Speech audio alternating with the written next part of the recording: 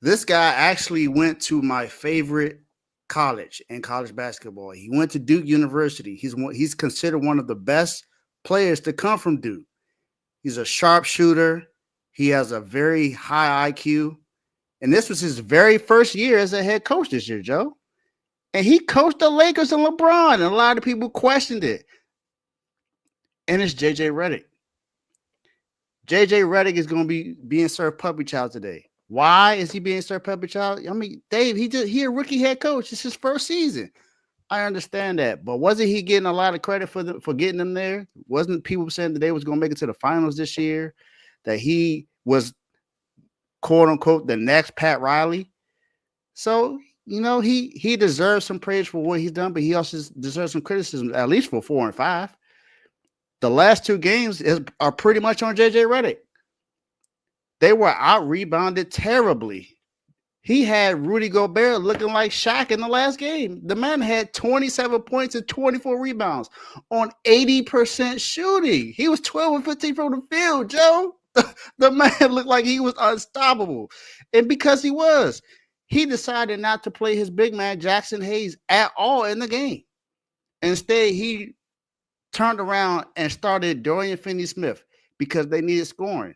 Look, I understand you needed scoring, but I think you should at least still play Jackson Hayes at least 15 minutes in the game. I'm not asking him to play 30 minutes in the game, nothing like that, because I understand that he was kind of sort of becoming unplayable because he was already getting out rebounded. But still, you don't want to be a huge advantage on the boards, and you made it pretty much a mismatch in Game 5.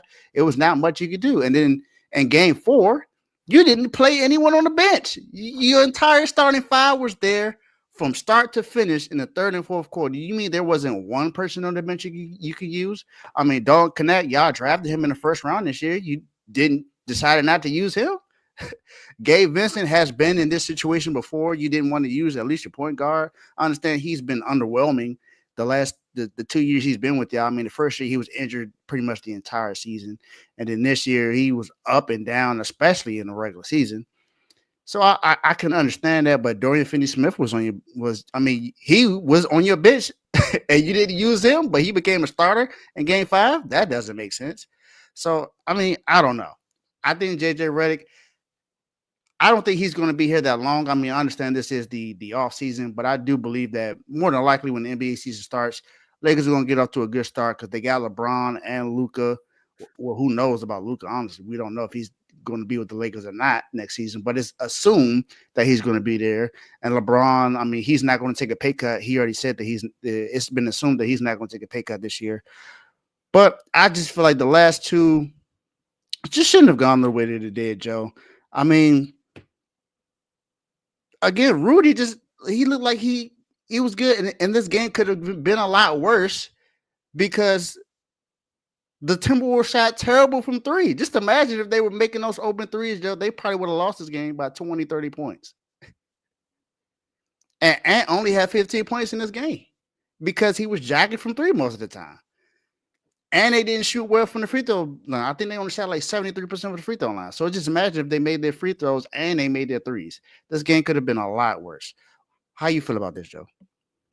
Yeah, I mean, good call. I think JJ Redick deserved. First, let me say this. I feel like he had a good season for a first year head coach, and I'm pretty sure you agree too.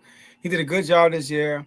The Lakers finished the season better than I think all of us expected them to finish. And we can't say because of Luka, because they were around the fourth seed when Luka got there. So I want to give him some props for making them look good in the regular season. But you're 100% right. It's his fault. And the thing is, in Game 4, when he played the 5 for the whole second half, my issue is this. Everybody keeps saying, oh, it was a do-or-die moment. You know, like, he felt as though it was the best lineup. If they don't win this game, it's over. Okay. But you had opportunities to give your guys a breather.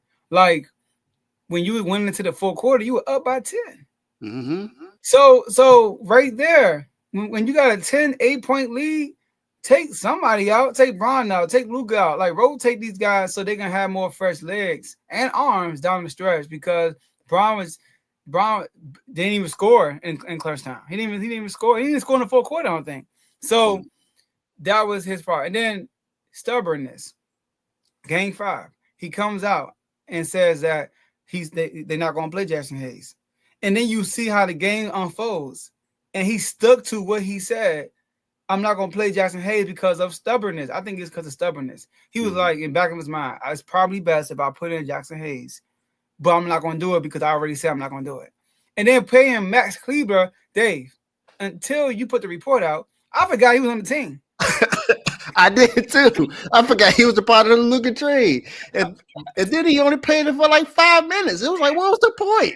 And those minutes were bad. He didn't do nothing. No. He was terrible defensively. He was bad. Rust. It's a playoff game, the regular season. You don't just throw somebody in a playoff game like that. So I feel like he deserves to be in the doghouse. And another thing I like about JJ, he don't take accountability. You listen to his press conference, he's not saying I should have did this, I should have did that. We gotta get in championship shape. We gotta do this. Like he basically using the word "we" to point out everybody else. You know, but instead of talking about what he did wrong, he gets mad at the oppressor, at the guy who asked him about, do you lean on your coaches? Which you think I don't lean on my coaches? I do that every time. And then he gets up and walks off. It's a fair question. You're exactly. A first-year coach. Just answer it. It's either yes or no. Like, yes, I lean on them. Like, that's it. He took it as an attack. But when you feel attacked, you're usually guilty. Mm-hmm. That's how it is. So, deservedly so, he deserves to be in the doghouse. And another thing, Joe, not only that, Jackson Hayes was asked about him being benched. And he said, JJ said, we got to try something else. This is not the time to try something. This is possibly, well, it ended up being your last game, but this was possibly your last game of the playoffs. And you're trying something in game 5 and you're down 3-1. That don't make sense. If it was 2-2, okay. Maybe it's a little bit more acceptable because it's 2-2. You still got another game after that. But you're down 3-1. It's not looking good right now. So, JJ, you my guy. I still love you, JJ, but you ain't no different from nobody else. I don't put Pat Riley in here, so you ain't no different. And that's the guy they said you're supposed to be like. So guess what? You're gonna be in the same place as him. Welcome to the dog. My guy, you in the doghouse. JJ, Ray J, payday. T wasn't 5.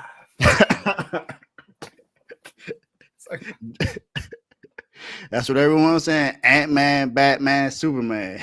Lakers at 5. Guess what? Yeah, he put in the hallway. Ant-Man, Batman, Superman. Lakers at 5. All right, man. Man, that was hilarious.